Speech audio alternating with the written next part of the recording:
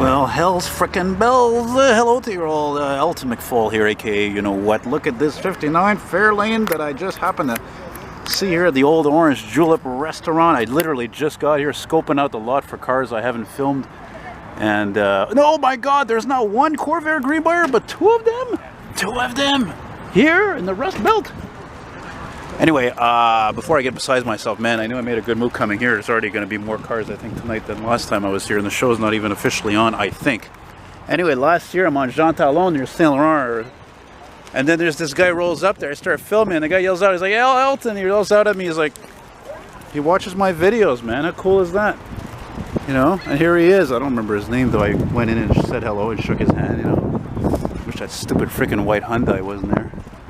Look at that. That is as factory as a 59 Ford Custom gets. And not only that, this is, I bet you $100 a Canadian car because it's got that high mounted rear view mirror.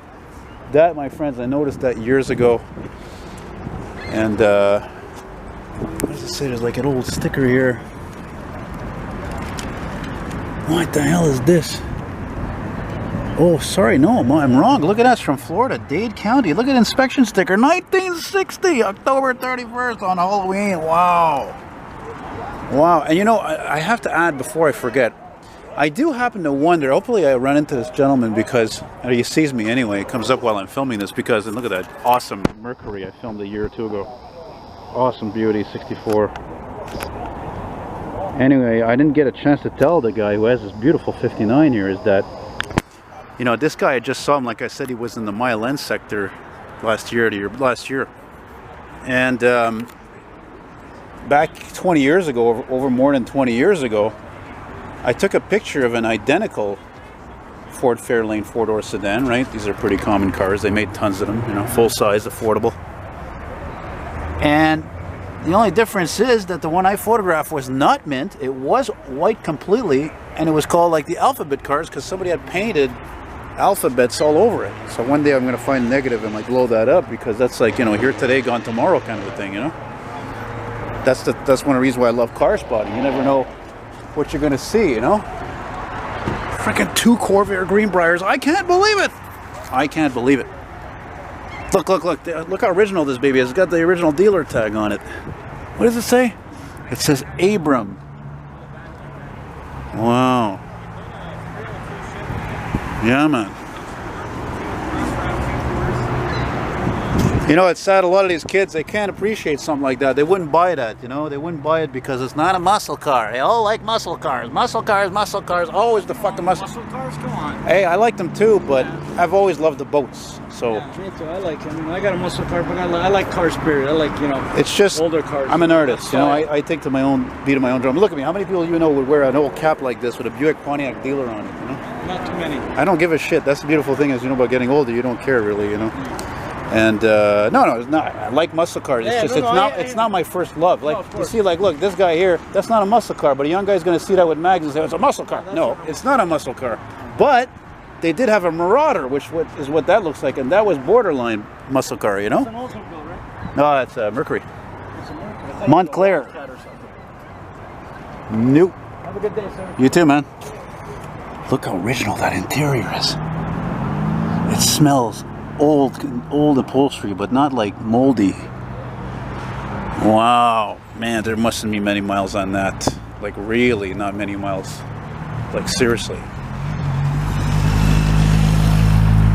And does it also even have bias ply tires? It appears that it does.